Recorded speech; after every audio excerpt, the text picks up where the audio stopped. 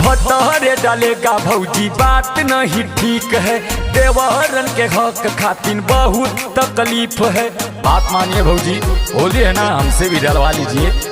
भटहरे डालेगा भौजी बात नहीं ठीक है। देवरन के हक खातिर बहुत तकलीफ है। अधया हक के उपाय हवे पेवर, अधया हक के उपाय हवे पेवर। उपाय एकदम पक्का है भौजी, सुनो। पटिया पपियावा खटियावा पदेवर, पटिया पपियावा खटियावा पदेवर। बताइए, होली में अगर भातारा डालेगा तो देवर का घेवड़ा छिलेगा। बात समझा भौजी, हमनियों के डाल लेवे दो।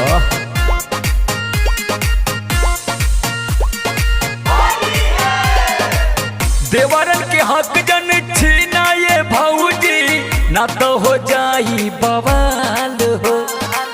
आगे से भैया जब डाल ली हा भौजी, पीछे से मोहले बडाल हो। पीछे से मोहले बडाल।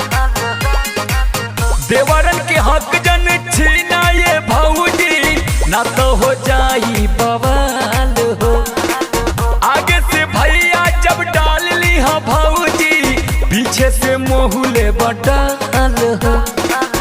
इतना ईट के देखावा जन तेवर, इतना ईट के देखावा जन तेवर। ए भौजी, पटिया पपियावा खटियावा पदेवर, पटिया पपियावा खटियावा पदेवर। साल भर बाद देवरन के डाले खातिर यह डेढ़ महीना आवेला। एवं ना डलो भौजी, साल भर तो भैया डलबे करेला। ई देवरन का महीना डाले दा, होली अब बात माना भौजी। साया के हाया खराब होई भौजी, भगबू के तना छटकी। ओही जगहिया गुलाल रगराई, गिली जगहिया पपटकी।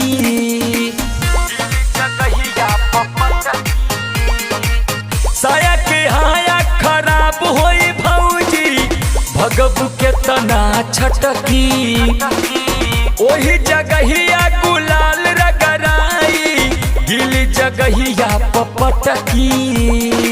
सिंटू सुनील के देखा तनी फेवर, सिंटू सुनील के देखा तनी फेवर। हे भौजी, पटिया पपियावा खटियावा पदेवर, पटिया पपियावा खटियावा पदेवर। भटहरे डालेगा भौजी बात नहीं ठीक है। देवरन के हक खातिर बहुत तकलीफ है। बात मानिए भौजी, होली है ना, हमसे भी डलवा लीजिए। भटहरे डालेगा भौजी बात नहीं ठीक है। देवरन के हक खातिर बहुत तकलीफ है। अधया हक के उपाय हवे पेवर, अधया हक के उपाय हवे पेवर। उपाय एकदम पक्का है भौजी, सुनो। पटिया पपियावा खटियावा पदेवर, पटिया पपियावा खटियावा पदेवर।